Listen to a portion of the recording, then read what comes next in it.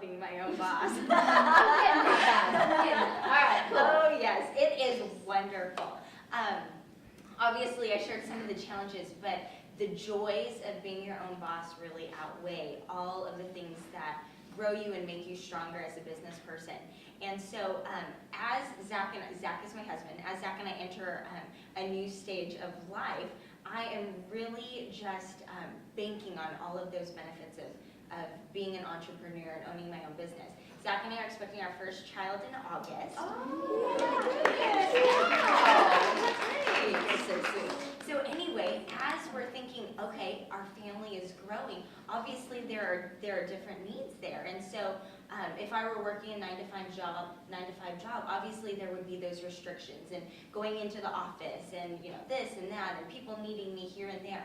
Well, of course there are still the needs and demands of my clients, but the flexibility of being able to hire more employees to take the load off of my shoulders while I want to just be a mom is very comforting, knowing that I'll be able to choose my schedule. I can decide how much I want to do and also choose to be at home doing my work. I can have baby right next to me and continue to write press releases and continue to take those phone calls and do that right from the comfort of my home. And so being able to have that flexibility, especially now, is very exciting to me. I never saw those benefits 2 years ago as I was starting. It never even crossed my mind.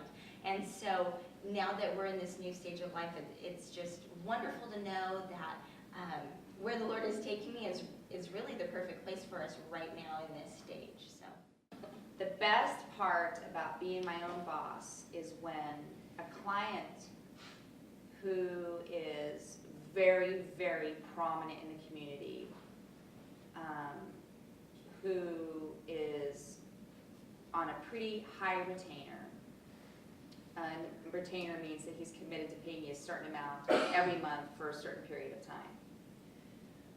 When the moment comes where the client gets out of line and behaves in a way that is inappropriate or crosses boundaries or is disrespectful to me to the point that I'm not only professionally offended, I'm personally offended to the point that I'm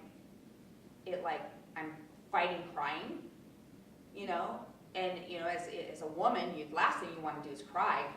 You want to be a girl, But I mean, to have to explain it to you, to say, how profound that hurt, how deep that hurt was, that I'm able to end the meeting, take some time, think it over, and resign the account.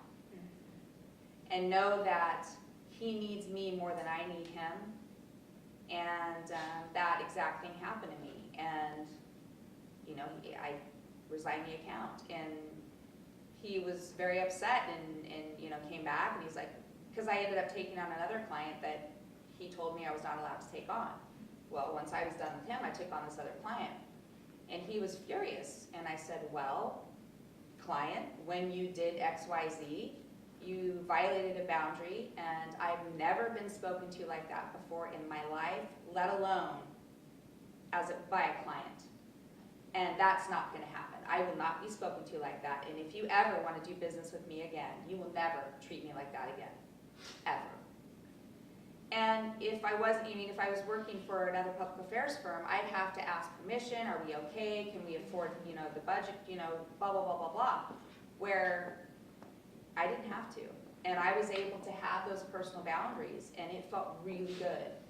It felt really good, and I wasn't nasty or in your face about it. I was just, dude, I'm done with you. And I didn't tell him there. I handled myself because it was in this round table meeting, and he just annihilated me in front of a group of people, and he swore at me, and so that's one of my favorite parts about owning my own company, is being able to control that environment and to be able to say, you know what? No, I won't be treated that way. Your money is, you don't have enough money. And a lot of these powerful people are not used to that.